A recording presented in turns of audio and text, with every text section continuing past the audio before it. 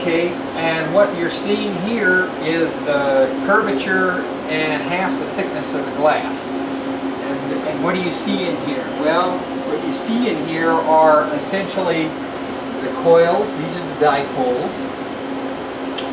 And so they give you the thickness of the glass, and they give you the bending power. Now these little objects right here are the heaters. We run at about 2 orders of magnitude higher current density than copper can sustain. In other words, if we were not to distribute the energy inside when we trip and become normal, then we would essentially blow a hole in it. Mm-hmm. So what we do is we put little heaters in there. You know what superconductivity is, of course. Yeah, I explained to you all about quench protection earlier, and how you want to distribute the power. Actually, all superconductivity is a very simple-minded thing, right? Resistance is more or less, you have a little bar magnet, that's the spin of the electron. You try to push it through a group of little bar magnets. They interact with that. You have to put energy in to get it across. That's a form of resistance. So it's quite obvious the way that you get rid of resistance is you take 2 little bar magnets, you match them up north to south, south to north, they no longer have a pole, you push them through.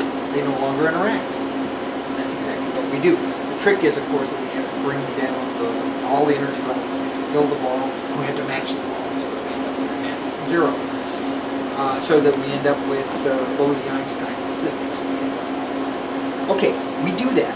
This whole string is no more or no less than a big, huge thermos block, which we've dropped down. We typically operate somewhere between 4 and 4.3 degrees Kelvin. 4 degrees above absolute, minus 473 degrees Fahrenheit. Okay. What is this blue part? Blue right there? represents the connection of a quarter cell. This is the other half of the quarter cell. Then there's a breaking point in the middle of the spool, and I'll show you physically what that is in a bit. And this just tells me how to run it. Okay, now we'll come back to this after we do actually go look at the devices, and it'll make better sense. This right here is essentially another point of operator control. Of course, we have to bring the current in and out. We bring in and out 6,700 amps. These are the power leads at which we make the transition from the real world where we're at, where copper takes a current density of about 200 to 500 if you water cool it amps per square centimeter, down to the superconductor, which carries on the order of hundreds of thousands of amps per square centimeter. So I monitor the lower half flag. I have to be down at absolute zero. Obviously we're not. We're at 100 degrees Kelvin. And that's because we're right now holding at liquid nitrogen temperature, or liquid air, if you will. And we're holding, trying to get word so I can finish up the experiment so we can light this up.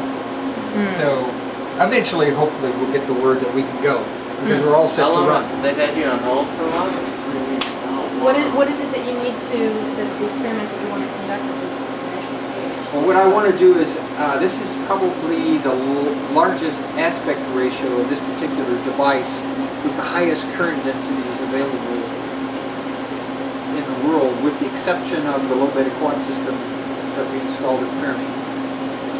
Other than that, this was the highest, and of course once we installed the low beta system, this one, it would have been higher than that one. That's because blacksmith work progresses, and that's all it really takes. So what that does is that allows me to operate. See, I can look at the cryogenic system. This right now happens to be power lines. Well, I can look at other basic systems. Okay, it says I can look at external lines, quench summary, feed cans, cool can. All of these things will mean something to me when we get into the strain. So I'll point all these things out. That's the cryogenics homepage. I can actually go to another homepage, and I just this will come down here. There you go. Home.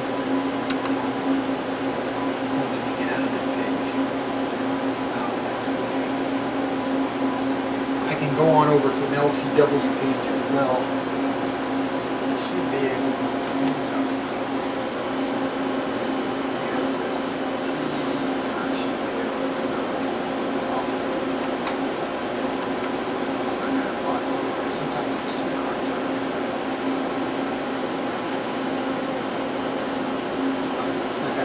Okay, we'll pick it up in just a minute.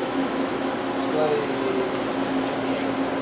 Okay, over here, because this runs like an accelerator control system, this is the tunnel we go down into.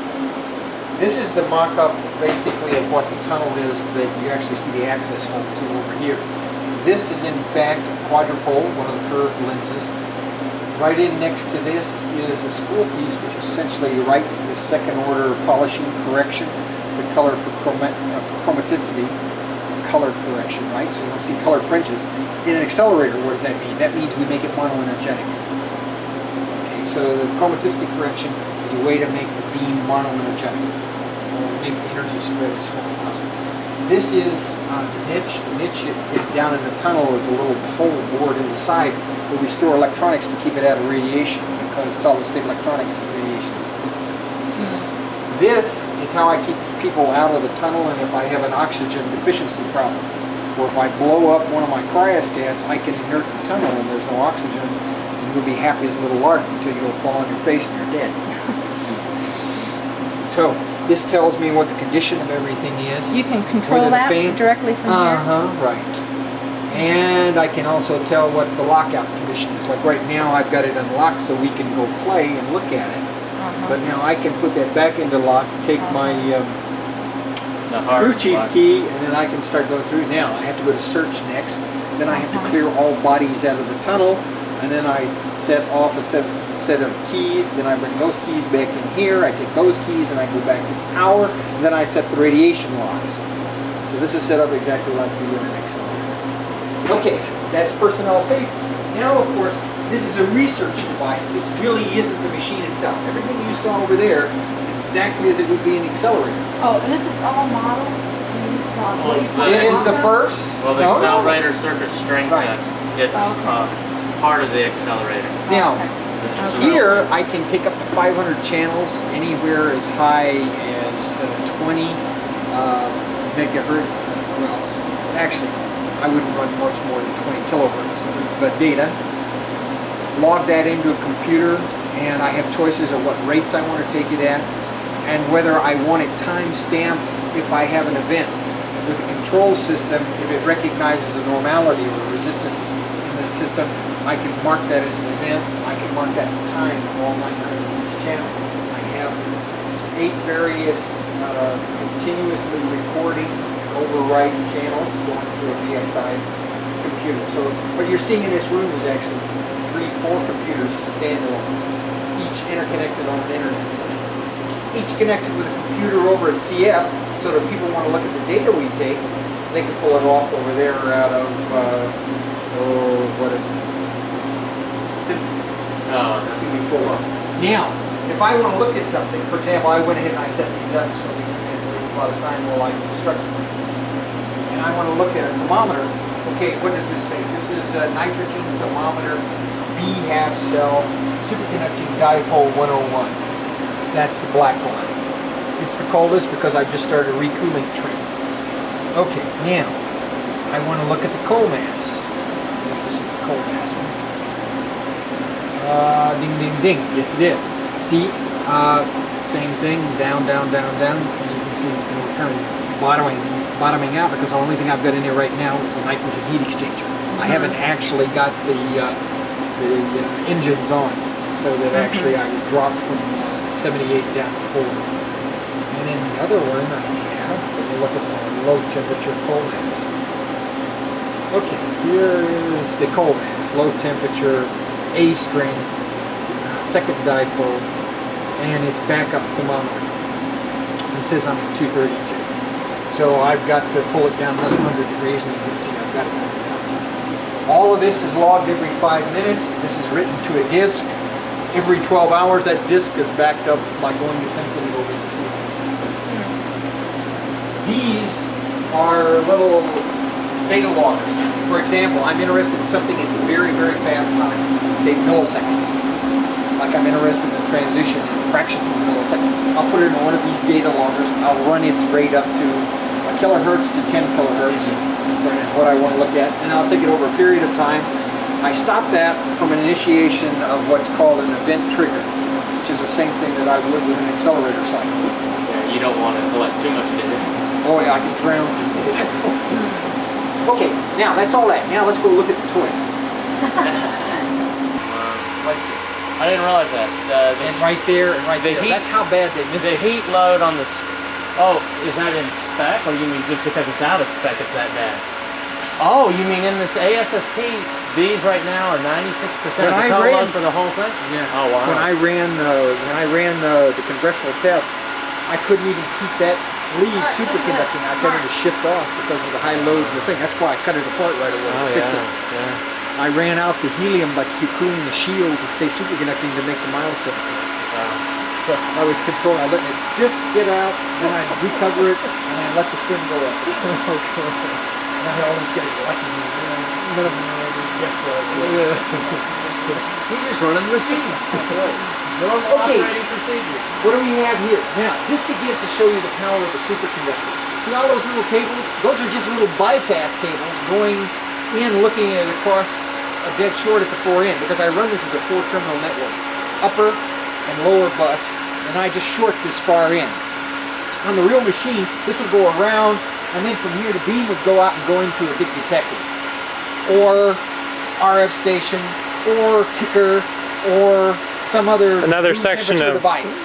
Another section of Well, pipe? no, if it went to another section, this wouldn't be here. It would be. Oh, a this spool, I is will show the you. end. This is the end thing. Right. This is termination. See, this is where you were monitoring, right? The end where I said we bring the 6,700 amps of power in. Yeah.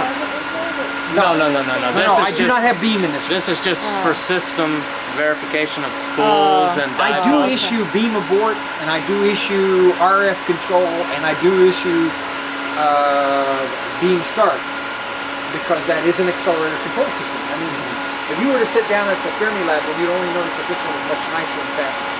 And that's because it's much bigger. It's a much newer version. Okay, what's in here? This is a little control valve of which I control the amount of cooling I send back down a 20K shield. Because all this whole thing is a thermos bottle, right? Oh, really?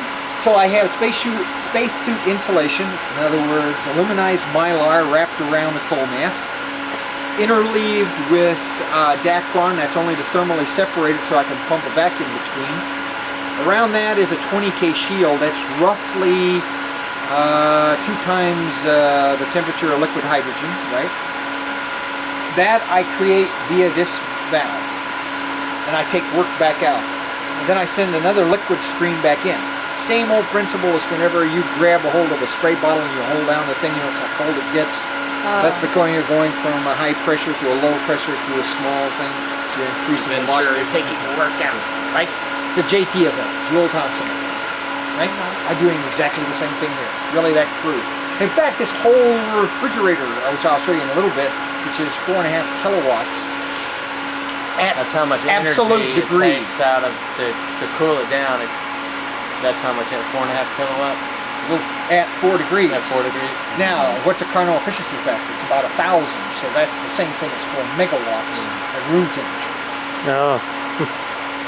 Now, but the difference you'll see when we get to the conductors, because it's an enormous difference in what we can run it. At Fermilab, when we first turned on our superconducting machine, it ran at twice the energy, we ran it 10 times longer, and we got rid of $8 million worth of electric bill. And it dropped our electric bill from 10 million to 2. And we stayed on the air 10 times longer, and we went twice as high, which is the same. To go twice as high in energy is really 4 times in the amount of power you got to put into the device. See, I thought there was a crossover point on the collider. I There didn't is. realize there's. Would this be the end on the Linac or something, or on? No. This could be an end right near a crossover point. Oh. However, what you'd go into is a kicker, another kicker, and a bender. Oh, I see. So- To bring the beams Yeah. together, you got to bump bend them them. over. You got to kick and bend them. okay. Say, hey, Okay, all of these devices are just transducers. These are safety valves because obviously I have an expansion ratio of 1,000 to 1. If I lose this gas, okay, it's just a simple thing. Like you have a cold liquid steam. When you run the temperature up that much, it will expand 700 times. So that makes for enormous pressure. So therefore I must control all of that. It's all sitting inside a thermos bottle. So these are valves here. Yes, these are valves. This is a valve. These are transducers. These are little gauges. that I put a strain on them and it changes their resistance, and you can calibrate those versus pressure. I also have the same thing inside. These are the power leads. Notice all this copper structure? I'll show you what size the superconductor is that carries all that current. It's not as big as my finger. And it can carry 10 times that current, and this, if I put 10 times that, would melt down. You follow that? Now, this is the liquid air line leaving, or liquid nitrogen. There is one other shield past the 20K shield, which is at the temperature of liquid air, liquid nitrogen.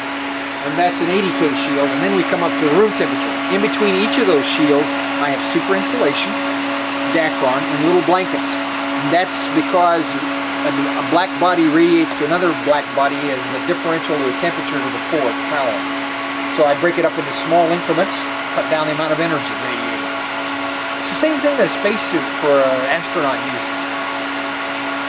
The only difference is, of course, that I'm going across 400 degrees, almost 500. So if this piece of copper here were hooked in, it would be hooked into what? A big I'll show you what it gets switch hooked into. Because of the other end, I do bring the power in. Oh, okay. These are vacuum monitors. Obviously, my thermos bottle, I got to watch the vacuum. And I get a very, very good vacuum. I get 10 to the minus 10 standard cc's of helium. This, you would have, this is the 2,000. collider, you would have two of these, one on top of, this is the bottom loop. You would have one stacked right on top of it. And you'd have 2,000 of these units in a circle. The large branch. This is just a segment. This is just a test of a sector of the collider. The collider. This is collider. This is collider. And this is just we took a sector. What is it? It's a full cell. The full cell of the collider, and we're running tests on the control system. Now it's curved, just like, if you notice, if you look down this building, it's curved. So this curvature gets you 54 miles an hour. It only takes 2,000 of these units. The whole unit. I mean, the 2,000 times 10 times 2. So it's a lot. A lot of megawatts. Times 2 again. What is this here? Okay. This is a vacuum pump. Oh, this is from... It's pumping out this. The reason that it's there, it would be not there if you pulse. Because we're at liquid air temperature right now, I'm pumping on the insulation there. The minute I go to liquid helium, everything that's in there freezes solid and the vacuum just goes right up. It does what's called cryo pumping. When you get down to real cold temperatures, it pulls a vacuum on itself effectively. Now, what you're seeing with all of these little toys, this is the lens, right? Remember I said this is the curvature? Yeah. Okay, I'm trying to locate that. We need to know the position of this within about 15 1,000ths of an inch.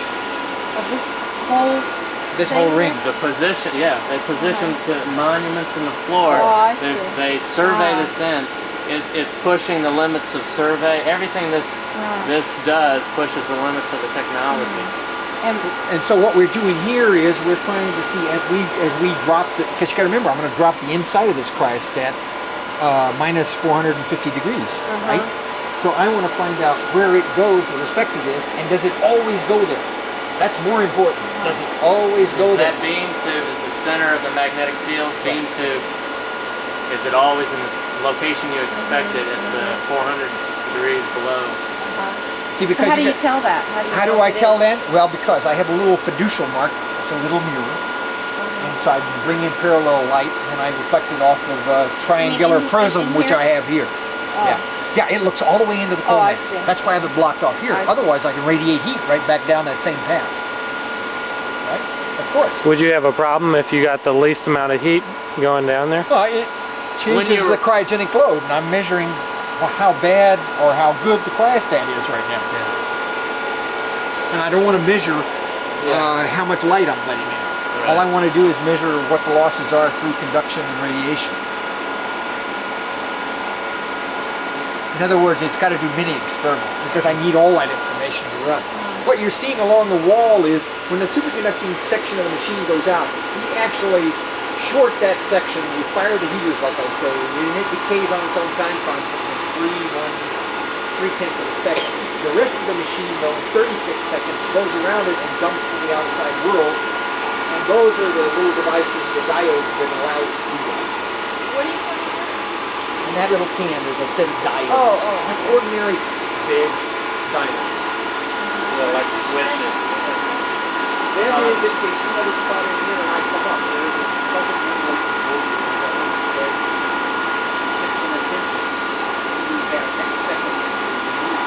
and if you can't make the thing, then you hit this and that drops my power supply. I can't come up. Oh, So I when know does the somebody's voice got come in on? here. When does the voice come on? When I Just start before. locking the system out. Do you actually hear something? Oh yes. What do you hear? Young lady. Did you just hear warn the you. voice? Oh yeah, she's very pleasant sounding young lady. No sirens or flashing lights, it's just the voice No, saying just you a have... voice. Very pleasant voice. And Oh you- no, there's a little siren that goes off first. It goes Oh. beep, beep, and then she speaks to you. And then if you're stuck in here, you hit that That's cord. right. Which If you can't get to it, then you better get to that. I, And how And if long so, do you I have? lose a day's pay because the crew chief has to. That's my. oh, That no one's in here when I started. I see. I see. And that's for real. That's not just hypothetical. Model, it's Everything real. must Safety. operate. See, That's because all the otherwise safety. I'm going to have You this. got checks and double checks. They go through all these So, procedures, but is just this in whole case. you does this still- whole area lose oxygen? Or Oh. Well, if I mean, there was that's a all right. massive helium That's all right. leak, Let me show you. I have. See that little gray box there on the floor? That little box. If there's anywhere less than 17% oxygen in this room, that will send off an alarm and send a control to the control room that I have an alarm in that location. I at that point blow open all vents and I take entire outside air through a big, huge fan that sits up on a roof that's about half the size of this See tunnel. the air and I ducts? blow down through this whole Air tunnel. duct. Oh, I see. And within about 2 seconds I can change the air. Oh, I see. Of course, you may not be able to stand while I'm doing that. Yeah. I can change it. how much is this? volume of well, just this part of the string? How much So you don't volume pull of that. helium is in? Oh, there's volume? 100 liters per magnet. Liquid. Multiplied by 700 to get the air equivalent. Okay. Is this what an underground cloister would be called? No, it would be Yeah. close. It's circular. Oh. It's circular. I have pictures of all of that. I've Oh. been down. Yeah. Are they letting anybody go down anymore?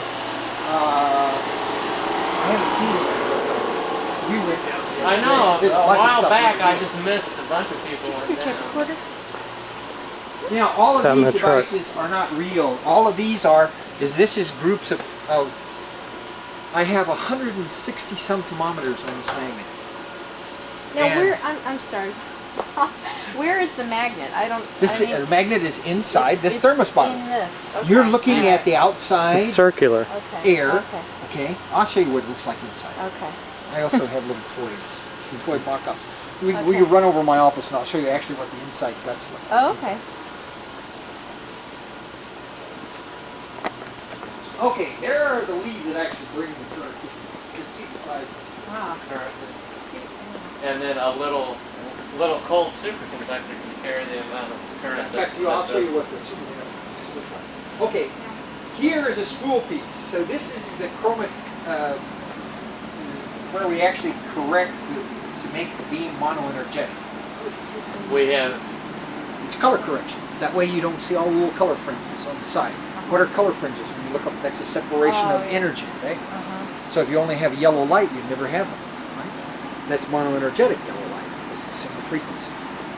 Same thing with particles. Particles and light, duality, right? So therefore you can treat the particles the same way. If they're monoenergetic, single color. you So don't you want have to you have- don't want a rainbow. You want everything to be at the same energy, white like white light. You don't want it. Not white. Well, no, right, okay. Yellow light, what energy? One yellow, yeah, one yellow, one blue, So whatever. you Right. have one of these every how often? We have one of those. For example, if the in spool wasn't there, there would be another one of these. The difference between it would be it would not have heat exchanger inside it. This one has a heat exchanger. I essentially control that heat exchanger with this little, the valve's out right now. But there's a little valve that sits right down on this that actually controls the heat exchanger. That's the heat cooler valve. So all Those your are safety leads instruments around the quadrupole, which is another lens. That's the vacuum brake for the machine. In other words, our thermos bottle's outside vacuum, insulation vacuum. We brake every so often in case some fool runs a truck into the side of this by accident. While we're moving the magnets in and out. All of this is extraneous. This will not be on the real machine.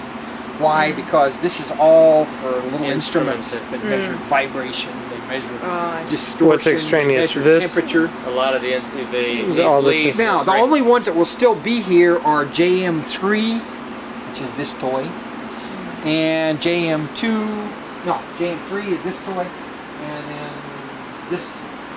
These two are the only two that will stay with it. This will all stay with it as a correction coil package. This is the ones I ran. Remember I said they ran much better than people had advertised. Oh yeah? They were beautiful. I love them. They're much better than the old Fermi batteries. Huh. This is the safety lead for the quadrupole. Sorry, this is the safety lead for the quarter coil. This is for half the lens. In other words, from the middle of the thickness to the curvature. And all the rest of it is valve control and safety valves.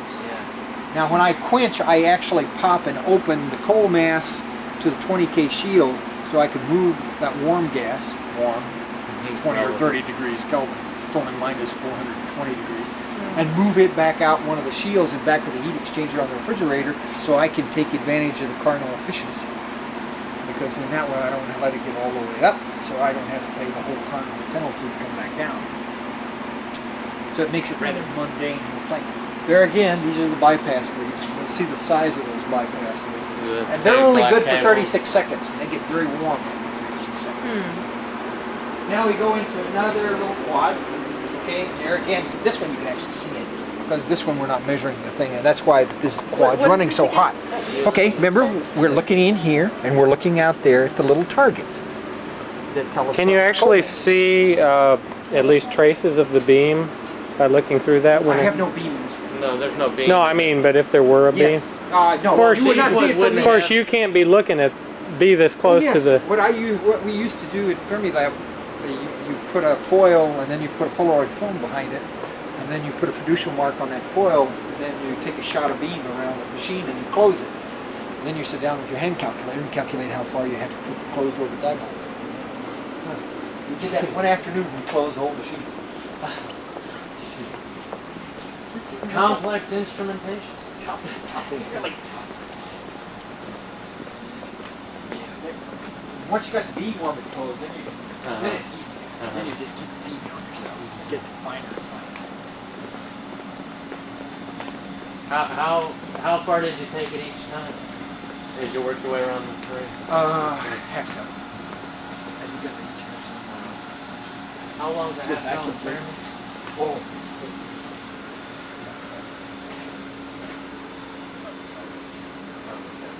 Are these 4 dipoles. Oh, okay. are these slightly each one of these slightly clearer? Nope. No, the dipoles. Nope, but they're set in so that they're clear. Now in the real machine we would have been, we didn't bend any of these. We only bent at the interconnects. And if you look down you can actually see the curvature. The interconnects. This is an interconnect. And So that's effectively, Yeah, right now, also, we have- one other we thing, have I don't know if you effectively noticed. like this right now. We're tilted at twice what the machine would be tilted. Mainly because we wanted You to mean know down? that's right, we wanted to know the hydrostatic effect. How bad it was to control. It tilted. There's a slope here. It's going down. That's right. No. Almost 6 feet. But it's Is that right? Top to bottom. So you've kind of put the most extreme elements in this whole thing. Tried to make it as bad as we could so we learn how to handle it.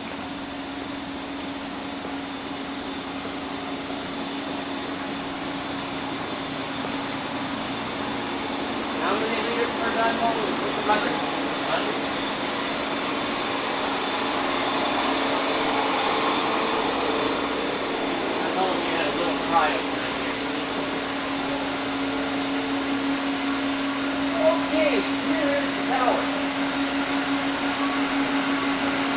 This is exactly the mirror image of what you saw down there. The difference is I'm bringing a power lead. There are the input power leads. Now, this is Look the at power the- that those are runs power. that supplies the beam itself, or This is what supplies the bending field the magnetic field that the beam travels. It's what contains the beam. You know how an bends accelerator it. works, right? Well, basically, I mean, Yeah, like when you shuffle your feet going across the floor on a nylon carpet, you reach for the door and you get hit. We have exactly that same potential. The only difference, because it's going around 2 times 10 to the 4th times per second, then it has to be a radio frequency, right? Because we want those 2 plates that we're accelerating across to have, just as a proton gets in there, you want this one to go positive and that one to go negative. So it's attractive, and just as it gets to it, just as it goes past it, then it flips back over again. So you pick up the next bunch. is that what gives it the, like, And that's all you're doing. Just, it kind of goes by that little thing. And it gets faster and faster, And really. it gets faster. And all this does is keep it going in a circle, so it keeps going through that same set of plates all the Oh, I time. see. Actually, this machine, I think I have 2 sets on the big machine and 1 set on the ATV. Right. Huh. Oh, you mean the RF in 2 different places on the collider? 2 different locations? I didn't realize that. So how many of these entry points for the power will there be? There'll be 12. But they're actually in series, all of them. And the reason that there's 12 is because we have to come out that many times to do either special beam gymnastics, put a detector there, or go around a cryogenic plant. We don't do it if we don't have to, because we waste an enormous amount. Most of the power in the machine is lost here. It's not lost in that power. I see. The heat loss. Yeah, I want to break. Oh, I got the magnetic interlock. Okay, this is a little valve box. This is how I play games with the liquid gas. And what you see there are flow outputs from all those big heavy power leads. And they represent one of the larger loads on the refrigerator. Those 4 power loads, 2 up here and 2 down there. Now you get to see the toy.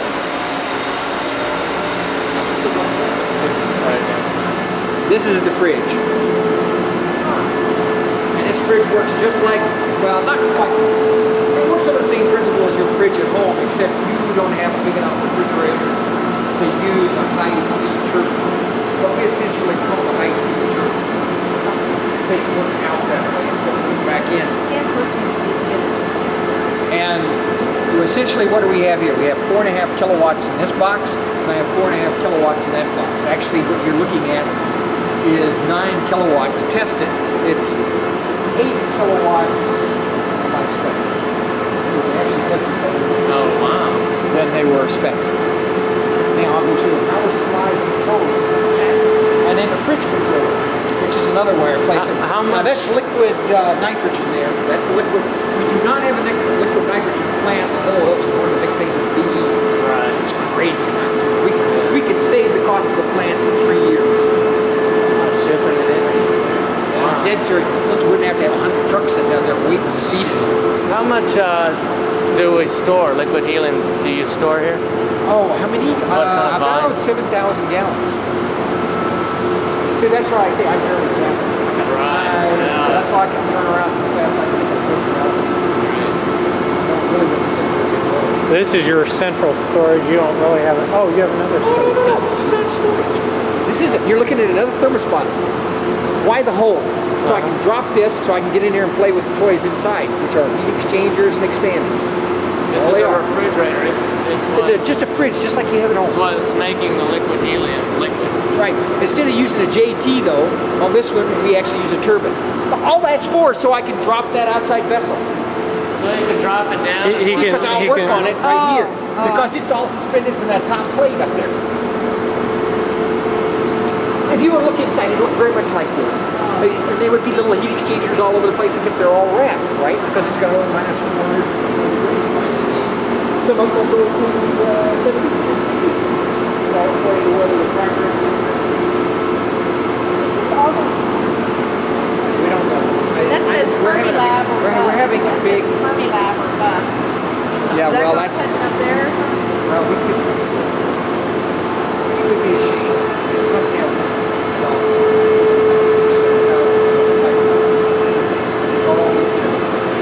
It's all tight. I'm gonna put it in all in 2.5 years. I mean, I wasn't kidding. I walked. It was muddy in Calvin. This was a dairy bar. That is. So sad. Yes, it is kind of.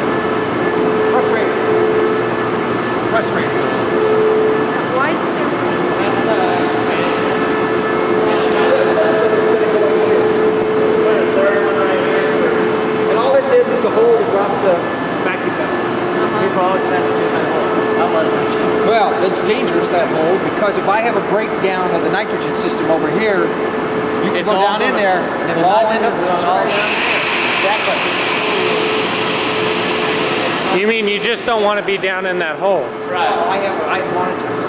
I know. But I also, if I go down in there, only 2 of us go, and only those that have passed ODH certification or safety training. And you have your personal oxygen monitor. And I carry air. You'd have to get up out of that hole real fast, right? No, I carry almost 10 minutes of air. You carry the air. Oh, it's not a matter of getting frozen down there. It's just a matter of running out of there. It would be, but it wouldn't. By the time it got over there, by the time it could drop that area, that cold, I could be out. Yeah. I have frozen my feet though, and I've had a hand frozen before. You need to have an aloe vera plant. Good aloe vera plant, everything's fine. Not frozen solid, just frozen on the outside? Frozen solid. I had a glove one time when we were loading a thing. Actually, I dumped liquid nitrogen in my entire hand. Wow. Yeah. And it froze it solid instant? No, it froze the skin solid. But the skin was solid, broke. I could get it coming out. And you put aloe vera on it, I'm not even scarred. Wow. That's a good testimony for... Man, let me tell you, if you don't, you hurt as soon as it thaws. This... The aloe vera kept it from hurting? Oh yeah, it's a mild sedative. Oh, wow. Aloe vera is an amazing... I mean, I use aloe vera a lot. I just didn't... No, it's an excellent burn too. This is just a big power switch, and this essentially is how I bring the rest of the ring down in 36 seconds. And then there's a big stainless steel resistor sitting outside that has enough tonnage that by running all that power through it, I don't raise it much above boiling water. And then it comes like that. But this is basically a 7,000 ampere switch. Now, remember I talked about all the personnel safety? This is great. I have to have all these keys in place. My lockout keys and tags all have to be off. I have to locate all the things. I have to go through the lockdown procedure to bring the power supply up. Before you turn it on, Or I even bring power you up. have to do what now? I'll bring all those keys to the control room. I'll reset these. I'll reset those. Then I'll clear the tunnel. It I'll proves lock that all you the do doors. walkthroughs. It forces you to do walkthroughs. If anyone and goes through verify. one of those doors, the whole system drops out and it alarms me. Somebody's come in behind me. So I know pretty well things are. This is the water system, and that's the 7,000. Well, The locks on the input on the power coming in get locked out.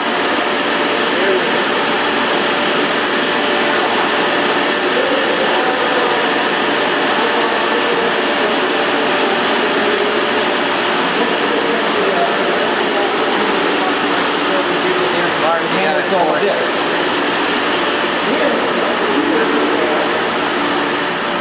The refrigerator control room.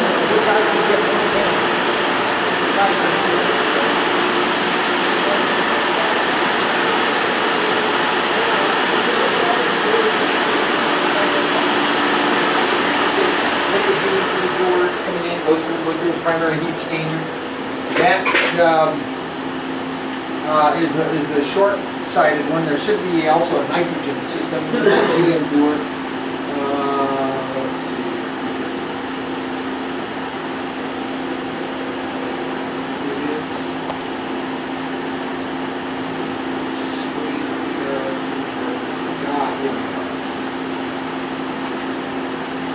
Okay, now this is the heat exchanger right here is where we actually bring the helium down to nitrogen. And so what this allows us to do is we now get we pre-cool the helium coming out of the high pressure compressors at 300 psi.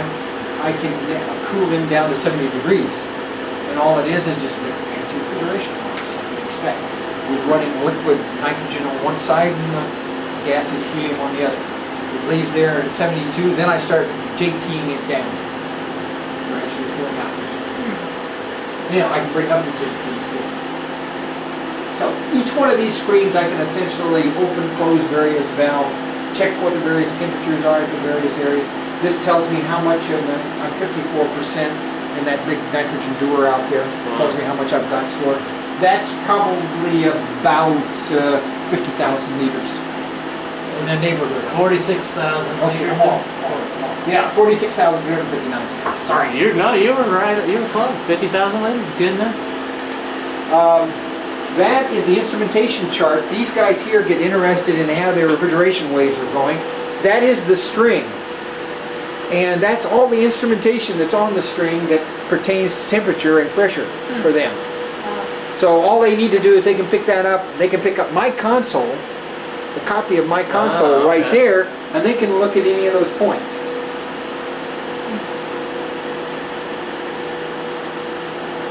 So we can either go into auto or we can stay there. Do you all have any proposals then that you think that they'll consider? Just put it on. I mean, specifically for the string test or anything? No, I essentially was going to wait until right before the last. I was going to put it in the network rather than configuration. Yeah. That sounds like a good idea. And what amazes me is we got all the same people who.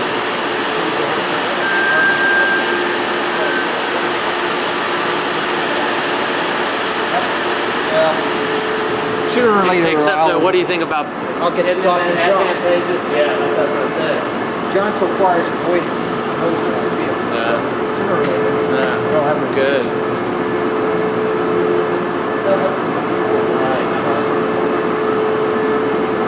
This is a liquid helium doer. Again, just a horizontal thermostat, if you will.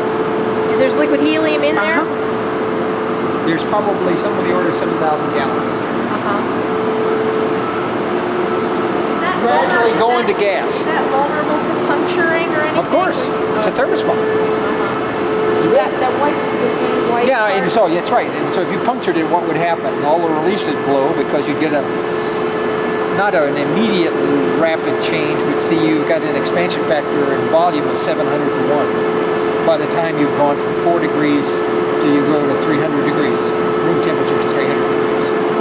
What does that mean? Well, It the inside, expands? okay, you From 4 punctured degrees the to wall. 1 liter makes The 700 liters of The gas. inside is now getting warm. There's no longer Expansion a of the vacuum cold. that's helping keep it cold. The inside starts boiling because Oh, I it's Do you remember a it's little thing you had in sophomore physics, PV equals RT?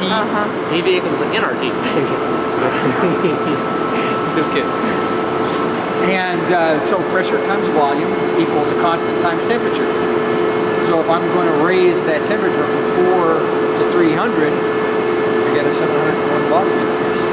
The liquid in there wants to expand 700 times. So where would it go? Out the hole? All over this air? Well, depending upon how quickly it expands, you've got to.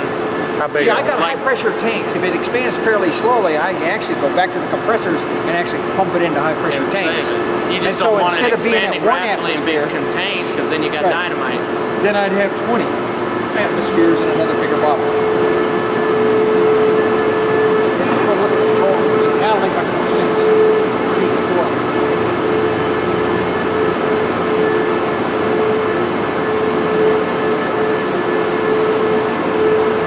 And this is a small cryo plant compared to what would actually have to be These are on ring. So this is equivalent to 1 of 12. 1 of 12. Sorry. Not even quite that equivalent. They're about twice the size. N15 is an expensive way of doing it. Now, I am going, oh, that's okay, I'm going to lock it out. Oh, look at that. What is this readout here? I mean, what is that? The function of that? That's to tell me what condition the spring's in. If I go into, right now we're in restricted access. I have unlocked the doors to do all the coming, but I need to lock the doors back up and stay in restricted access. You have to go to control room. It'll say restricted access. Okay. Now it says authorized.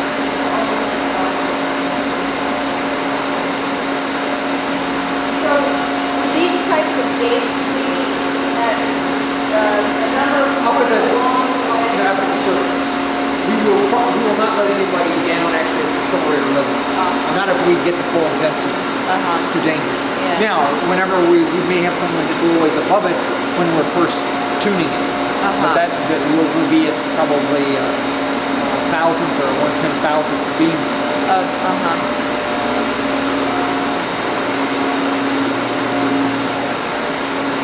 Oh my word! I did talk for a while. I'm bad. No. No, it's great. I'm really enjoying it. Incredible. Okay. Did you say you had a cutaway of the? Yeah, I'll show you that over in the office. You all can follow me over to the office, and I'll actually show you what the inside of one of the magnets is like. Okay, now that's from the spool piece forward. There's my marker. That's from the spool piece backwards. Actually, I lied to you. This is from the spool piece forward, the other one's spool piece backward. What this is telling me is one of my cap banks keeps trying to charge. This is a quench protection circuit. Quench protection circuit. Each one of them take care of 1/4 of a cell. 1/4 of a cell, half the thickness of the glass to one curved surface. I can bring all kinds of things up. I can look at the leads. Quadrupole and 2 dipoles.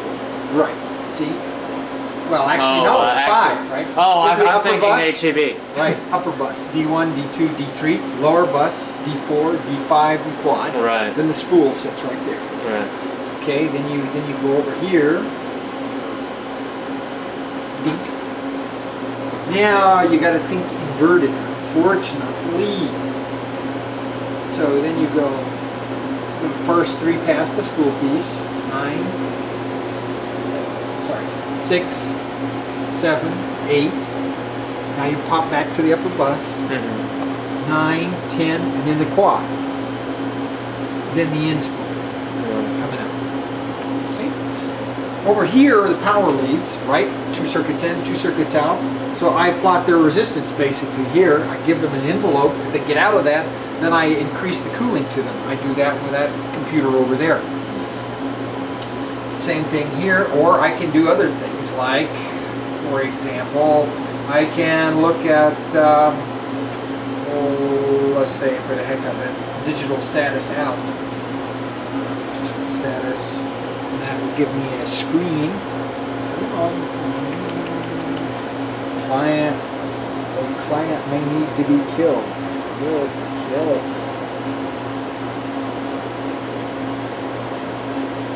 Okay, now this is telling me all the various things that are not clear in the system. Power supply is not ready, dump's not ready, current's not ready, power supply is not on, that's not on.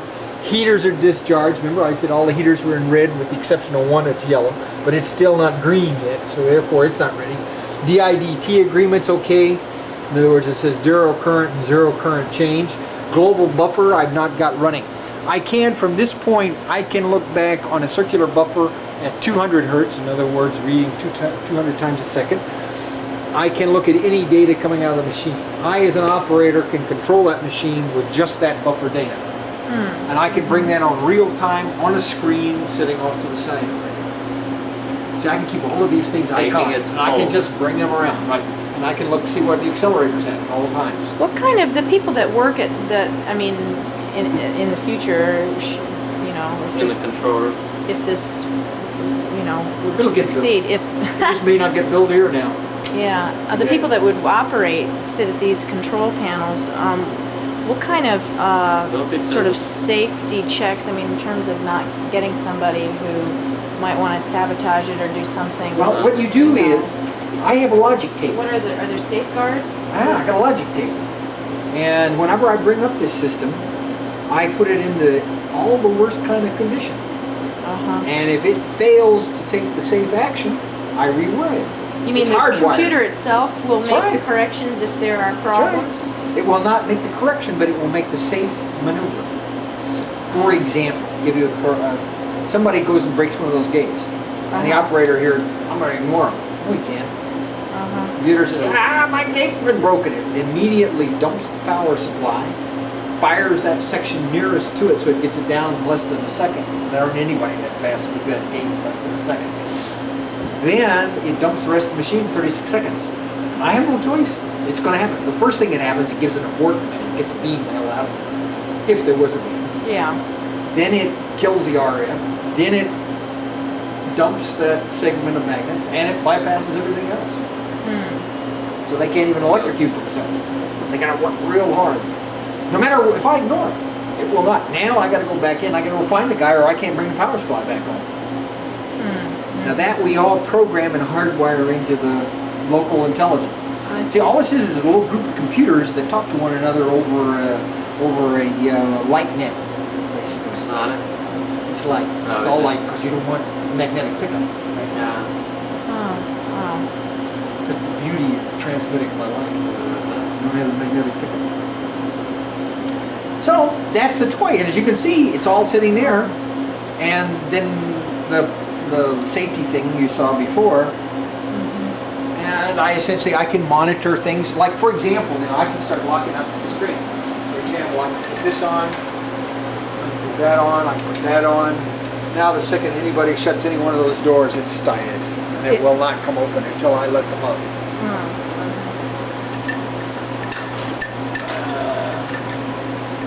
I can go in and I can start a search. Can people like sneak into it or something? I mean, what If if they sneak into it, it alarms. by any means? Well, And my power supplies, and our power supplies disrupt, and they bring the power out. See, I have Even if 14 you don't megajoules of see power them. stored in there when I'm going. You mean if there's a beam? No, just the magnetic field. You mean right now you do? No, if I had the power Under supply up, operating conditions. peak current, or 20 TeV condition. And that's just to maintain the beam once it gets in there. Just to bend it in a circle. Right. But now I can get all that energy back out. It's a superconductor. It violates the first two laws of thermodynamics, right? One is you gotta lose, you can't break even, you can't win. Well, you can't win, you don't get something for nothing. Whatever the energy that's in there, I put in there for the electrical lines. However, I don't have to lose. It violates that law, and I can break even, to the best of our knowledge. Even though there are a lot of these built-in safeguards and checks and balances and things, isn't this fundamentally a lot of very dangerous equipment? I mean, it's not. Worked around it all my life. Yeah. If And it's only got bigger and heavier, and the safety precautions have only gotten more and more thorough. really. I have a I mean- checklist. I have a series of 5 checklists. Just to give you an idea what it's like to be looking up. Okay, start out. I mean, you were talking about people getting killed and stuff, and that's kind of scary. Say but start that's up when they're- procedure. Well, no, they're capable of killing. Sure it is. Yeah. Sure. So But you my can kill a procedure, person with I a make forklift. sure that can't happen. Yeah. Right? Yeah. So you have a checkup. So you check out all these dumb little things. And guys I check the version Mike, that's give in. him an overview of what I you're check the doing. tunnel inspection and so forth. Oh, So just what am the- I really doing? What am I doing? Oh, Is I'm the- checking electrically, is everything armed correctly? I have a whole entire 4-day checkout of the system, of which I give it the devil's advocate's position. Oh, I I try see. and lie to it. I artificially go out and I put in a voltage it shouldn't see. And if it fails big time. I had one fail. Remember, I just got through blowing that one out. Where I actually went back in and removed a short by using power. Oh Which yeah. is tricky. You Yeah. can blow a lot of things up doing that. I remember you saying you were going to do that. Yeah, I lucked out. Serendipity was on my... It's always better to be lucky than smart, let me tell you. So it is. Oh, I'm sorry. Go ahead. So what you do is you make up a logic table that the quench protection and safety system must obey for the system to operate safely. Yeah. And you try and make the system idiot-proof. So that if an idiot gets a hold of it, it dies. And it takes an intelligent human being to get it up again. He can't get it up if he makes one minor mistake. I can't remember all of the procedures that I have to go through that I myself have written, let alone the ones that are written for me by the various subsystem specialists. But I go through that checklist, I check it off, and I bring each segment up. What are the most immediate hazards, though? I mean, to people that would be in the area. The most immediate, probably within the area, would, well, could be oxygen deficiency. However, there's many systems that would have to fail for you to get into trouble. The alarm system would have to fail, the door system would have to fail. Yeah. Including The- not doing the what big you're supposed to do fans. either. Right. That's right. And you'd have to be a dummy. You'd have to sit Yeah. down there and just stay. And not have your Be oxygen, stupid. your personal What do oxygen. those little oxygen packs look like? Do you have any lying Sure. around? Sure. In fact, you walked right by them. The Oh, ones that really? had the. These are the ODH monitors. They tell me whether we're live or not, and they beep. You carry, You carry one of them? those with you. Can I pick one up? Can I just look Sure. at it? Now, what really Oh, this is saves you good. though isn't them, but in fact those little, they look like scuba tanks sitting out there. One of those scuba tanks, so you've got about Oh, 15, yeah. 20 minutes of oxygen to get back out of the building. I see. But this. But this now, monitor that's is not level really up. so safe down in the ring, right? Because down in the ring, I could be a good 10 minutes from a thing. I'll need all 15 Right. minutes to get the hell out of there. Uh-huh. Right. And you got to remember, whenever a cryogen blows in there, it's like flying IFR. So you really need that wire on the wall. To really It's like take your flying, way out. right? You by Oh, instruments, you By can't see instrument flight anything in rules. there. Right. It's all foggy in there. You would go foggy. Water vapor. Water vapor, right? You're below the saturation point. Mhm. The minute that you drop that temperature, You've that changed the dew point That's right. Dew point is gone. Is it? This is a terrible question. Is it possible to begin the lockout procedure and have the lady's voice come on and tell everyone to get out? Yes. Yeah, She that's comes what on she- as I'm walking out. Is it possible As to I do that clear so each that I one can of those record locks. it? No, that's all right. It Can we probably hear that voice? requires. Is that on a computer somewhere? Well, it has That's on- to be that's on a part of the computer, procedure, but though. but That's I would have to start lockdown. yeah. And that That's takes about, so it'd take me about That's half all an right. hour to get Just to that curious. point. no problem. That's Even okay. lying to Well, the what did computer. she say? She just says, "You now Attention, have." attention.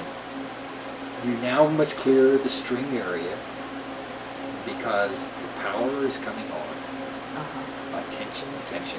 And then each time I close another lock, She gets more and more severe. Is that right? Higher pitch. Attention! Does she say the same words? Yes.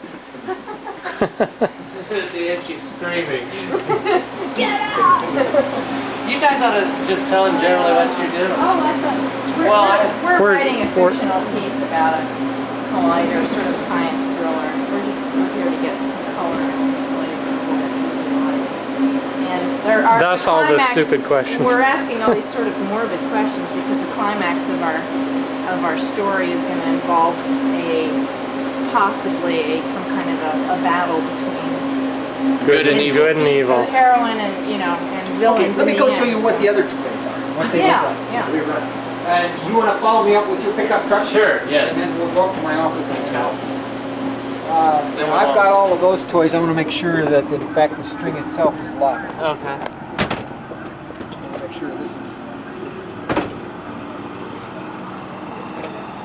Are they working over there? What are they doing? Yes. Well, I don't know. They probably pumping air for sure, because that's the main access tunnel. Yeah, wouldn't it? Let's see. Is this our truck? Yeah. Are we getting in it? Uh-huh. Have I gone to Alaska? Yeah. I'd like to fly out there. Wire that Oh. comes around goes See the each one of the full little length. rectangular things. Now maybe I may have a piece of it around somewhere. I used to have lots of it. People would keep borrowing it. Huh. I moved it out because I was getting. That's too bad because I had cross sections of the magnets. Right, You could actually right. see the real thing physically. But they're not right here now. That's okay. Maybe I can get another picture. I'm trying to think of where I would have a good picture of one. Somewhere in here I have pictures of the real thing. What you saw there, okay, here's one of the big detectors at Fermilab. If you've never seen an intersecting storage ring detector, and you get some idea of the size of people next to it. Ooh. I have a set of quads, 7-meter quads that actually go inside this thing that actually I do the final focus with. That's that low beta system. In fact, that's what this whole test was all about, was a low beta test. Same high field. Some picture file. Let me see if I've got anything here. Oh, this is a superconducting. Now these are the Now what- superconductors themselves. Inside Here? each one of the little wires, the superconductor exists. And there were 700 filaments, a superconductor in each one of the wires, and there are You see the 40 some wires You in see each the- one of the cables. See, this is a cable, and it's See? made up of a lot of little wires. If you see little round ends, Yeah, oh, that's I a see. wire. And it's copper Oh, with my gosh. superconducting. That's right, and it's real fine. It's like a hundredth the diameter of your hair. This is a slice. That's And right, this- so right it's- out of the magnet. it's, The it magnet runs itself was like this lengthwise when you like looked that. there, running Okay, this way. okay. and the beam goes in just where the pin was at. I see. And the yeah. superconducting in here is like the thickness This of is your the hair. magnetic field. Uh-huh. It goes just like that. So therefore the particles bend this way, if they're positive. Right here. And this is a lot bigger than the Super Collider beam is going to. That's right. Why? Because this is a a much lower energy machine. This was for only 200 GeV, not 2 TeV.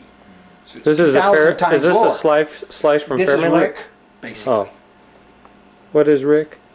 The relativistic heavy ion collider, Which is where? Brookhaven. Oh, okay. Copper begins to move. So you have to work all the copper. You can't leave it in there as heat treated or it moves too much. It squishes Would the out of way. coils Yeah. deform? Yeah. Just because the copper can't hold the force. It has to be cold. Has to Just be from hard copper. the Lorentz force, it can't withstand. Oh, at the midplane, yeah. Wow. Cool. Nifty, nifty, nifty. You get oxygen-free copper, you hard work it. And then you're very careful in what epoxies you choose so you don't, anneal too much back out. And then you go to a ternary alloy so you get rid of the spin-orbit coupling term. And then you probably will go to an APC structure, which is artificial pinning center, which is just a way of mathematically packing more pinning structure inside the alloy itself. So you get a higher current density, and a higher field. The pinning is how It's a normal, It's- it's the amount of normal material that you have in there, so that the flux can stay there, right? The Because den- a it's den- superconductor is it- excludes the flux, right? Because the supercurrents, they essentially mirror the thing, and so therefore, I may go to Berkeley. I don't know. I may go. I don't know what I'll do. I haven't made up my mind yet. whatever But you it do. will I know. get built. Yeah. It'll get built sooner. or later. Yeah. I mean, it's the next logical step. It'll happen. It may not get to happen here. Maybe but it's that's just all. got to be even much more of an internationally funded It has Uh, nothing to do with thing. that. It had nothing to do with that. This got It too has to do with political. political power. Yeah. I mean, we got come on. It's going to cost them 2 years. We could have been past the halfway mark with the amount of money it'll cost to close this down. Shut it down. No, that had nothing to do with it. It was political power, purely and simply. Exercising power. Yeah. Mm. Well, if they were to build a collider of this circumference, but with new Well, it didn't technology, necessarily have to be. In a Would few go years. higher energy, yeah. Sure. yeah, you're going to Sure. go to a Sure, but it won't be More any tight- cheaper. It'll be more expensive, probably. but a tighter beam and a smaller I circumference. doubt or- the beam will be tighter, but I would A higher imagine luminosity. we'll get higher energy. From what aspect? I mean, what's going to produce that higher energy level? We'll do a little better job of blacksmith. Mhm. See, we could have upgraded this machine with what we know right now. So what will you get? Will you get an 80 TeV machine eventually, or Guess or s- 6 to, we might get a 35 or 40. We won't go up more than about a factor 2 right away. you mean the real 40 problem- then doubled? The problem is that every time we double, it's 4 times energy, right? Because of the forces. And we're at the point now that the metals are just getting ready. The next jump, that jump that I just described, we can still live with normal metals. Mm-hmm. When we go past that point, we've got to go into a ceramic and loaded structure of which we kind of like a hydraulic fluid, and that fluid may be metal. Like Transmit that force outward till we get a structure big enough to handle it.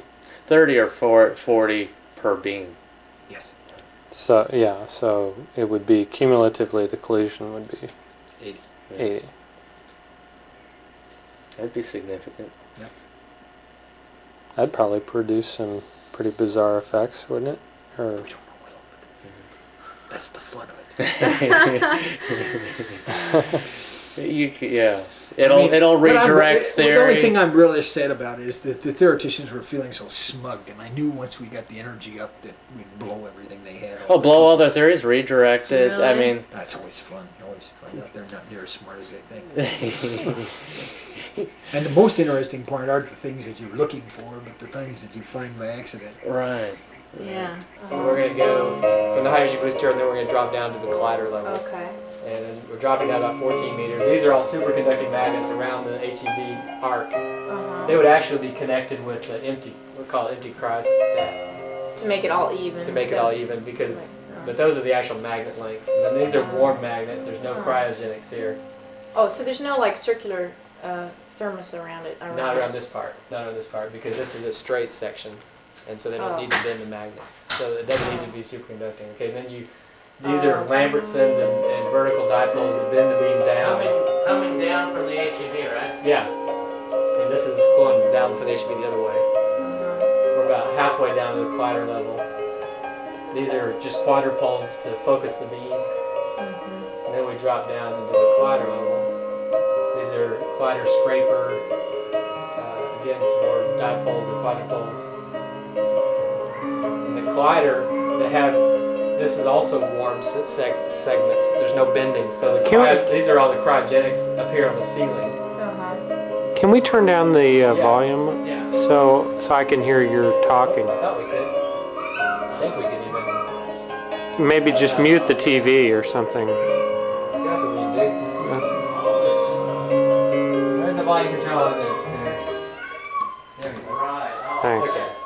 And so, yeah, these are the cryogenics that are through the straight section. The cryogenics don't go through the magnets because there's not cold magnets. There's very few cold magnets. They move the cryogenics up to the ceiling, and they bring them down only for the cold magnets. While when you're in the arcs, it's solid cryogenics, so they run the cryogenics through the magnets. I see. Right. Okay, now the next segment, I remember you saying that, is- and then you had to re-explain the whole thing. this is the collider arc, Okay. south part. I see. We're now going to come into the west straight, Ooh, cool. so we're clipping along here. They decided not to fight you all, huh? The two beams, Right. and these would also be connected with what they call interconnects. And you'll see when the west straight begins, the cryogenics go from the magnets up to the ceiling. Right here is where the west straight begins, and the west straight region is where a lot of stuff happens. Besides everything except for bending, all the arc does is bend the magnet. That's true. Here you can see the collider bottom, top, and the abort is this huge one. And then this is what they call a tune-up line, which minor detail. So these are quadrupoles. These are stands to hold magnets. These are here's some superconducting magnets here with the cryogenics coming down. This is the high energy booster coming toward us from above. And this is the south abort beam in the background. When did they start doing that? So these are dipoles that are bending the magnet down from above. These are the abort kicker magnets for the north abort. They kick way back here, and up here about a kilometer you'll see where the beam starts getting far enough apart to be able to tell it's still in one beam tube. Right here is where it starts splitting into two beams. And you'll see two actual beams here. Right. The one in the back is the abort beam. And the jerky here. There we go. Wow. This is a scraper with a shielding around it. This is some more superconducting magnets. And the abort beam tube you'll see gets further away, and then it starts getting bigger. Here's the high energy booster now coming down into the top beam. Well, you deserve it. You put in the groundwork here the last couple of years. And another set of cold magnets through here. And then we come to this is where the RF, where they accelerate the beam. You'll see these are called RF cavities, and these are the wave guides that bring the transmitted wave down from the surface. And What does that do again? Does That that... accelerates the beam. Oh, it's sort of like a microwave oven, speeds up. Oh, I see. I see. It's it creates waves, and the beam rides the wave. Is what it amounts to. Huh. It's like surfing. Huh. Oh, that's great. Radio frequency? Yeah. Wow, what are you going through? Time warp? And then this is the tune-up line. This is now the north arc curving off to the right, and the abort beam is this big, huge beam now on the back. And it's the abort beam goes out a different tunnel, and then the north arc goes on around this way. I see. And there's one more segment. Cool. We're going to follow the path of the abort on the opposite side of the beam this time. It's pretty much the same thing. These are the abort kickers right here, Uh-huh. and you'll see we'll go right over the top of the scraper, and then you'll see eventually the beam start separating on the top. These are called Lambertsons. They help split the beam apart. There, now you can see the abort Are beam. they square like that? I mean... Yeah, those are rough shapes. They Uh-huh. probably have trimmed corners and stuff. Here we got beam going right through some stands. There was some design work to be done there. Mhm. It's, you started going to bed an hour ago. Now we're going to go through the RF gallery again. There's the wave guides. Speed Racer's going through this Yeah. part. No, just kidding. Yeah. And then the abort beam just goes right out till it gets to the abort gallery where the core, where the core is. This is the tune-up line. What they're going to use the tune-up line for is when they get the HEB running but the collider's still not tuned, they can bring the HEB beam down and then take it straight out to the abort without having to sending it around the collider. So they can test the HEB. Then this is the core where this is where the graphite core is with the shielding around it. And then, so Cool. Wow. that's What was it we missed in that first one? that was you all were the structural stuff. What did we miss? I don't know. Yeah, well, We can go over it again later. Let's finish copying the rest of these on here. sure. Wow, that's so Pause cool. this here. Let's put a new tape in. It's more detailed.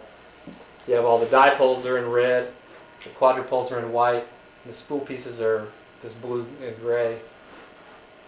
The interconnects are gray as well. And here, this is the vehicle power for the transportation vehicle. Oh. And then this is the cable trays, and this is the abort beam. The big blue beam is the abort beam. So there's a place to like drive a car in there? Yeah, each magnet weighs how many tons? It's like I forget. 8 tons. No, more than that, 13 tons or something like that. Yeah. 13. No, it weighs They're- 13,000 Yeah, pounds. and this or is something in like the collider? They're the main tugs. circuit? Yeah. They're electric tugs. that. Yeah. Okay, now in this revision, instead of putting the cryogenics in the ceiling, we took the cryogenics and put it on the floor, back behind the beam. You'll see this big green tube is the cryogenics, and it's back behind. This is the abort beam, bottom beam, top beam, and tune-up line for the south. So Well, how is this different from what we were just saying? just a later date. That's So Oh. more detail. We got power cables coming down to the injection Oh. kickers, and we have more stands in. Mm-hmm. A lot of stuff is moved around. Some of the sizes of stuff has changed. We got people. Yeah. Of course, this guy lost his hand in the wall of the tunnel. To give you a sense of the scale to Yeah. the person. Yeah, this is the quadrupoles and dipoles. I think that's empty cryostat. I can't remember. Yeah, that was quadrupoles. Empty cryostat was gray. This is the HEB transfer line coming down. These are C magnets. The other ones these are vertical dipoles. Lambertson. Vertical dipoles here. Lambertsons are at the top where the beam actually. There's also some Lambertsons at the bottom. Yeah. And these are abort quadrupoles on the south abort. And these magnets would be supported by stands to a point, and then they'd be hung from the ceiling. These are the power supplies for the northbound abort, or the top abort. These are all kicker magnets. We got beam going through some stands. a doublet they call 2 quadrupoles, and then a dipole. And this is the scraper for the beam. It cleans the beam, and all this blue is shielding for the scraper. What does it clean it of? The outer halo. The beam gets sort of rough edges, and it Oh, just really? scrapes off the rough edges. Yeah. Okay, and here's the Lambertsons for the abort on the collider. There's these purple magnets, and you have 2 different kinds. You have symmetrical, and then you have asymmetrical. These are painter magnets for the south abort. So now we're right where the color changes. We're right smack in the center of the west straight, sort of the center of the collider. And then as soon as these magnets are done, you'll see that there's 2 separate beams. The beam behind is the abort beam. Got abort painters. They spread the beam out. And this is all diagnostic stuff to see how the beam is working. This is the scraper shielding for the bottom beam. There's a collimator, dipole magnets, warm dipoles. This is the abort quadrupoles. Another collimator. This is the scraper for the bottom beam. Then we have another set of, this is the end of the dog leg. We have dipole and 2 quadrupoles. And those are superconducting. The superconducting material comes through that. This is the abort painters, the abort kickers for the southbound abort. And this is the HEB now coming down, injecting into the top beam. These are abort quadrupoles. Spread the beam out. And here you'll see quadrupole, vertical dipole. These are C magnets. They can get real close to something. And then you have Lambertsons. These red ones are Does C stand for cryogenic? No, the shape of the C magnet. Of It wraps around it part way. It doesn't go all the way around the beam. And you have another set of dipoles, and then you enter the RF gallery. And this is a revision. It has superconducting RF. And the waveguides coming from the other side. You got all these diagnostic stuff going on, different things, a longitudinal damper, whatever that is. And then you have the abort, ejection kickers for the top. You have tune-up dipoles for when the HEB beam comes down, then you can take the HEB beam directly to the abort through this tube. And then the north arc starts to curve away, and the abort beam goes straight through there. Is that why it isn't a perfect circle? So that they can have the abort beam go off on an angle? Well, they, Or I guess that would go anyway. yeah, they would.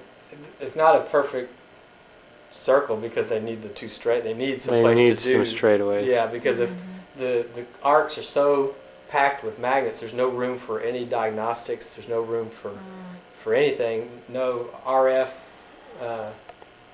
No place to clean the beam.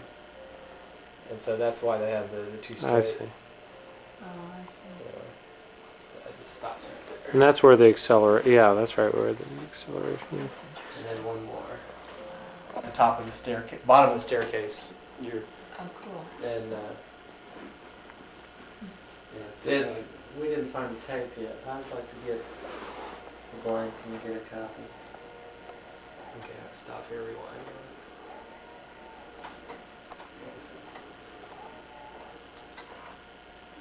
Okay. So we turn the corner. These are all electronic racks. You have all the cryogenic stuff coming down this shaft over there. And then all the power cables and the control cables, and go through this maze of shielding walls that protects all the electronics. And then you go into the tunnel area, and we'll look this way first. There's no magnets shown, but that's the collider tunnel. Then we'll look the other way. These are the spool pieces, and that's the collider tunnel that way. Tom's favorite piece of equipment. Then we'll go back up on.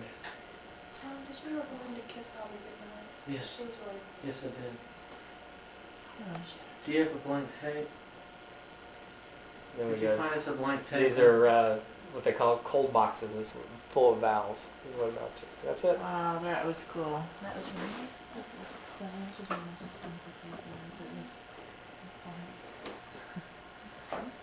this whole thing, but everything, it says also everything Okay. you He don't didn't want the sound. Well, just so I can hear your voice. Is all. Yeah. from different things and shit, Um, they're almost Okay, this is the high energy booster. This is the collider ring.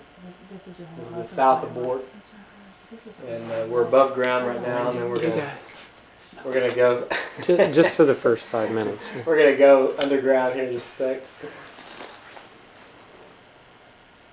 Okay, this is the abort gallery, or the backstop. The beam backstop.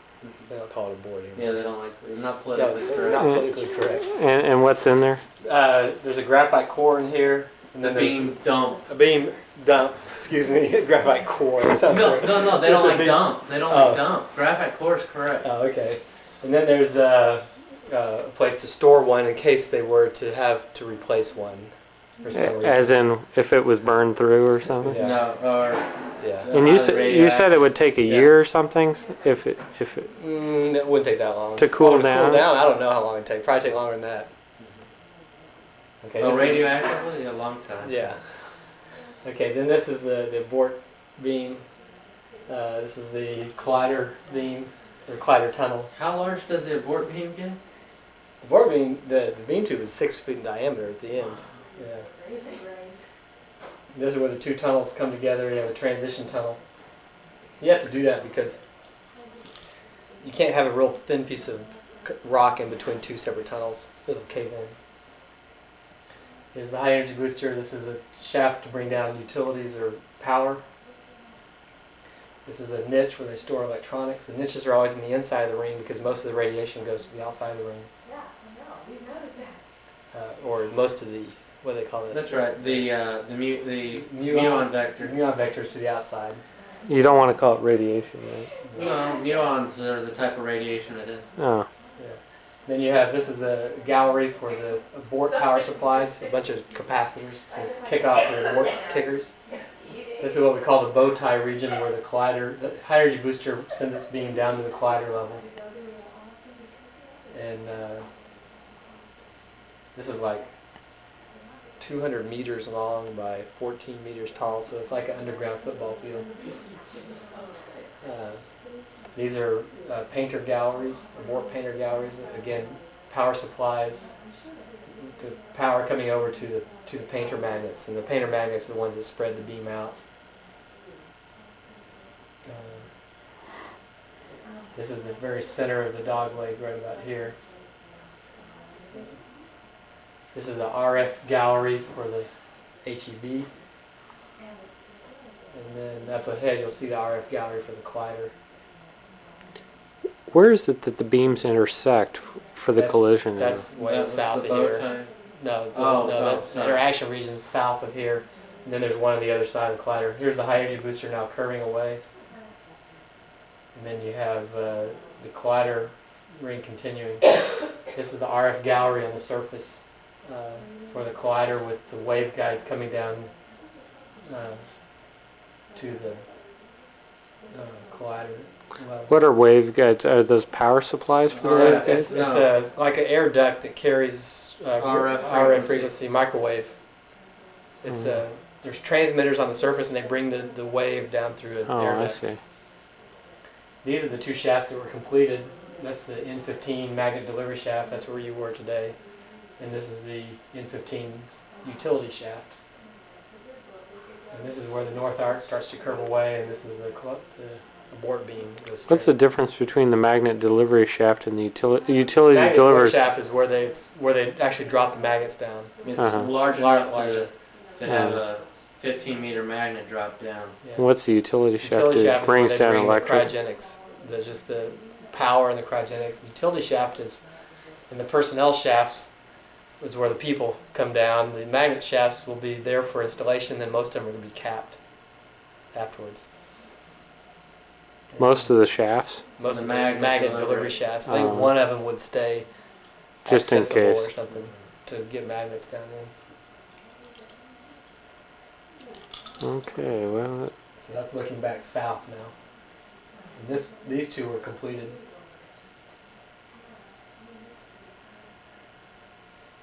And if this were really complete, this beam would go straight around here. So this is what's been built so far? No, just these two shafts, and this tunnel was completed. Oh, I see. The part that's not shown. This was just preliminary design or basic design requirements. This is what we gave the civil engineer, and he started doing design on the actual how to. Okay. So Now let's see. Did I do this part? I don't think I did. I don't think so. This is the high energy booster curving around the high energy booster. These are all superconducting magnets, and they would be connected with empty cryostats or spool pieces. This is the beginning of the warm section of the high energy booster. These are Lambertsons that bend the beam down towards the collider.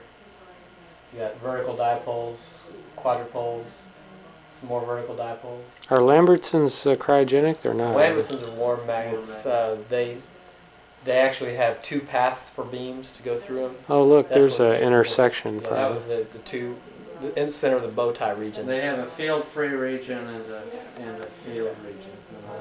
Now are we on the collider level or something? Almost. Now this drops off into the collider level.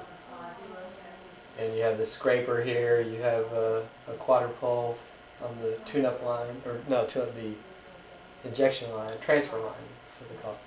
Vertical dipoles. This is the power, these are the abort kickers for the top abort.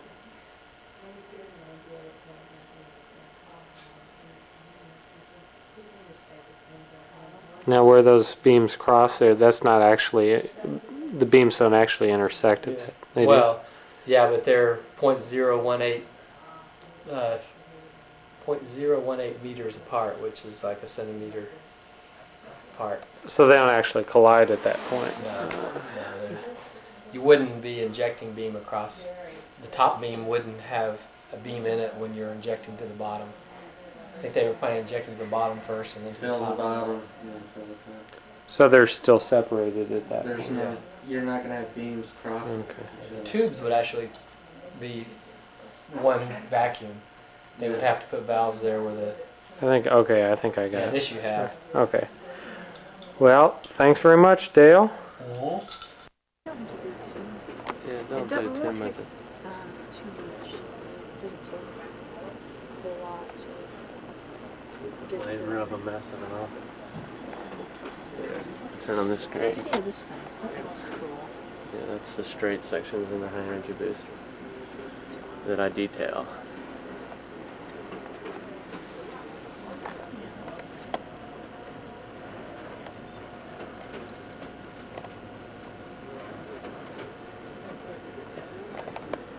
Okay. Everything registered here, looking this way. And then the opposite view.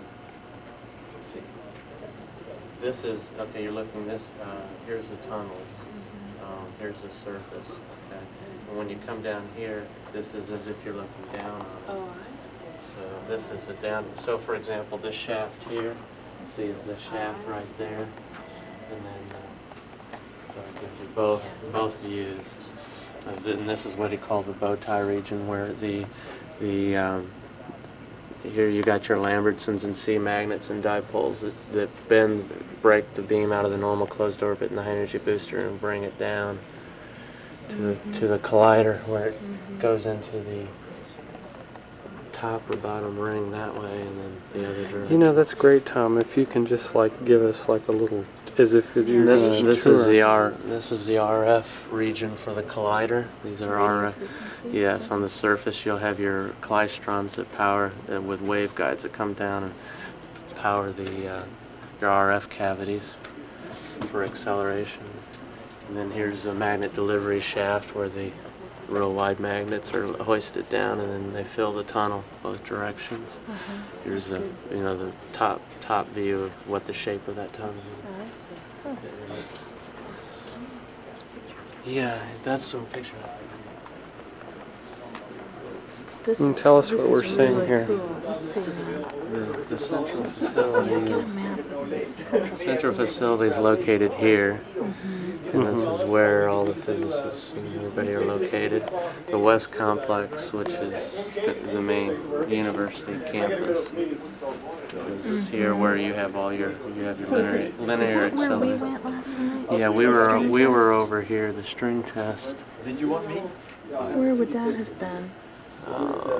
So here's 1460. It was 1466 Hoyt Road, N15 site right here. Oh, is that in? Oh, And that's okay. where the string. It's in that area. Yeah, see if you. That's this area here before it got built up. Yeah, is that the whole of the tunnel of the shaft right there? The shaft? That. It's. Let me see. It's not shown here yet. I think they took it. That's a different shaft. Yeah, that's a different shaft.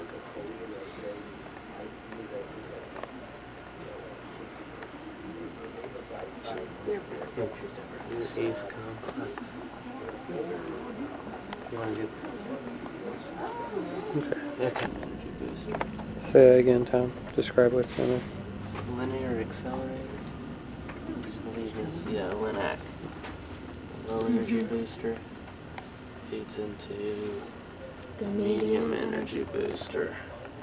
That's What's the collider range? yeah, this is the MEB.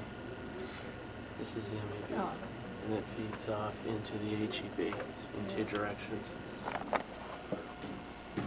can you get the words in it? Mm-hmm. Yep.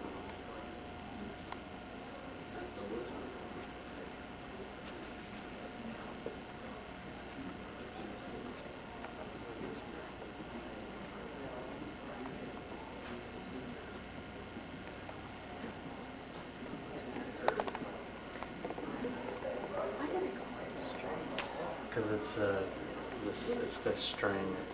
There's so many strings that make it. It's just Oh, it's one sector. Oh, Yeah, it's it's one one sector. sector.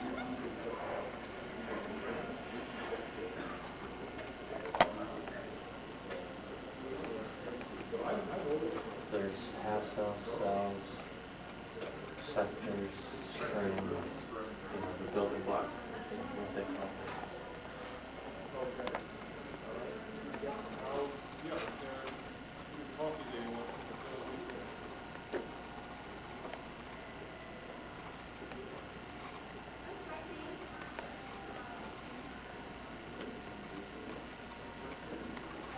This is just all of the SSTs.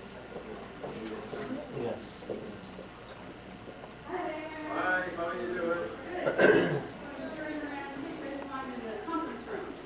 So I found one. Good show. It's nice to see you again. I see you. And you, Delia, we met in San Francisco, I believe, at the Particle Accelerator there. It's wonderful. Well, come on back. We're just kind of busy about you on one minute. It's okay. Is that all for me?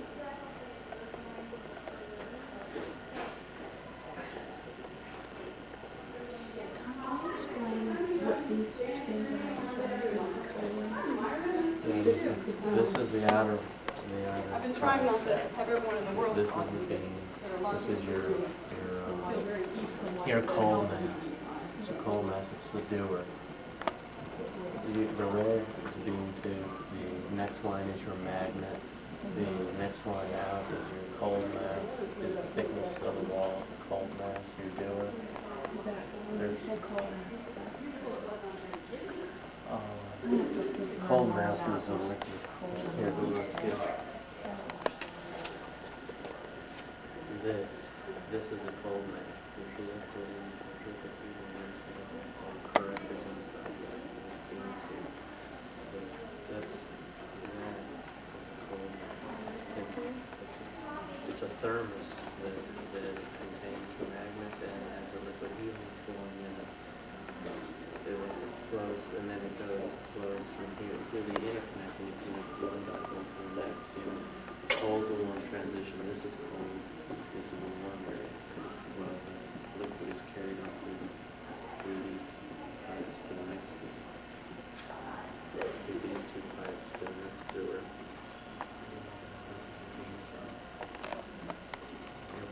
see, your power buses are superconducting, so they have to be cool all the time. So you do two things: you carry the liquid helium and the power buses. Yeah. No, it's what powers the dipoles, and it's what the dipoles have magnetic field that bend the beam's like a laser beam. It wants to go straight, put a magnetic field on it on the bender. So that's what the dipoles, all they do is they bend the field into a circle. The quadrupole squeeze it this way, squeeze it this way, so they keep it from dispersing. The magnets are all there. Yeah. Right. No, right. They're magnetic. The magnetic fields function the same way. They have the same effect. I think you better keep your eyes That's the open. analogy that was making about it. You better keep your eyes open. Did you see me? Mine? This is Yes. No, it wasn't me. Like sitting there with your eyes closed.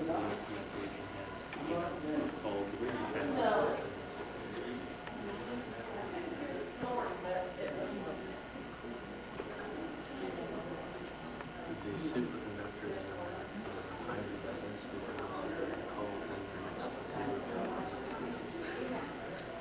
It's what he was showing in the cross-section class. It was the size of your area, the copper cable, there's superconductor material in the cable that is, filament like your hair.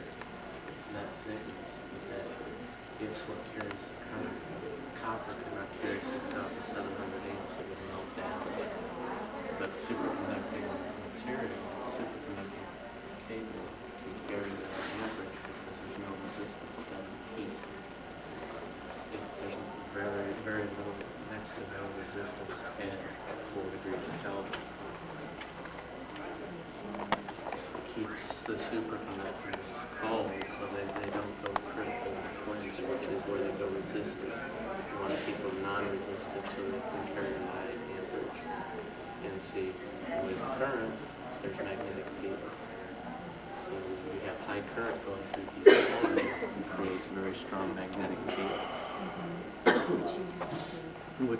Well, it's the magnetic fields that give you the bending. The bend the proton. It's a magnetic field that you generate the pattern of the magnetic field. You know how you take a magnet and you stick it underneath the board which has metal hollows in it, and you get the fields, it all lines up with the fields. Well, with these magnets, they're generating certain shapes of magnetic fields. The dipole is, they're taking, you know how you have the pole, you have the fields, well, they're trying to make where the beam passes through as straight as possible. So that you have these bands of magnetic field. The proton goes through it, and it's repelled by the field, so it bends it whichever direction polarity-wise you have. With the quadrupoles, protons, yeah, they're just right. Protons going through the air.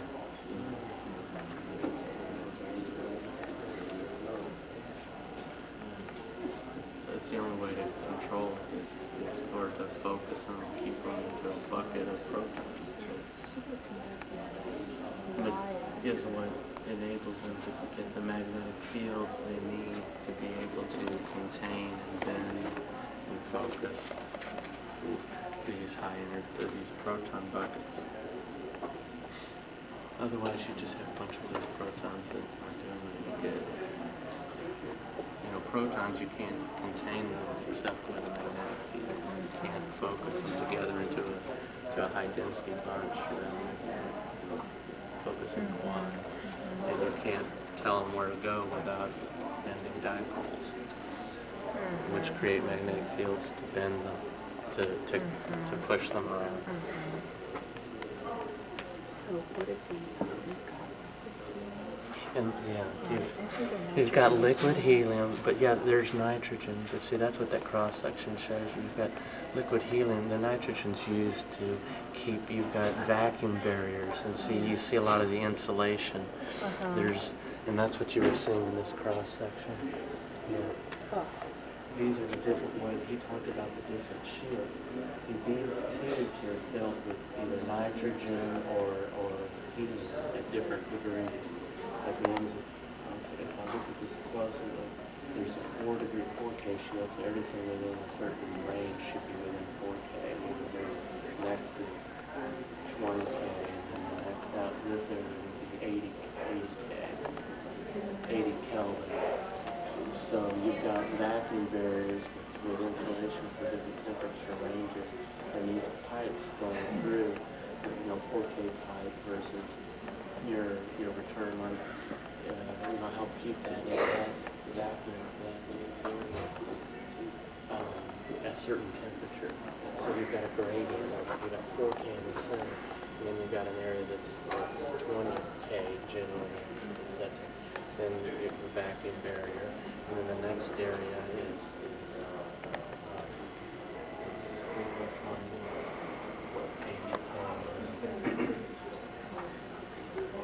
actually the liquid helium and what kind of vacuums, how good a vacuum heat leak you have. Because it's going to want to leak heat into it.